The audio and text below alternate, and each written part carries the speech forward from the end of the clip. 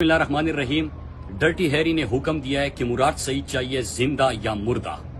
قصور پورے پاکستانی قوم کو پتا ہے کہ اپنے لوگوں کی امن کی بات کی ہے، یہ بات کی ہے کہ 80,000 شہداء پاکستان نے پیش کیے، مزید شہداء اٹھانے ہم نے نہیں ہے۔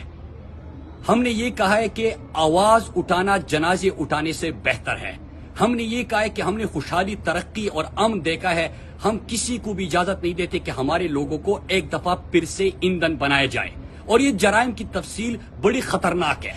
میں اپنی قوم کو بتانا چاہتا ہوں کہ یہ مراد سعید کو اگر رستے سے ہٹانا چاہتے ہیں تو آپ نے رکنا نہیں ہے، آپ نے خود فیصلہ کرنا ہے کہ آپ نے خودداری سے جینا ہے،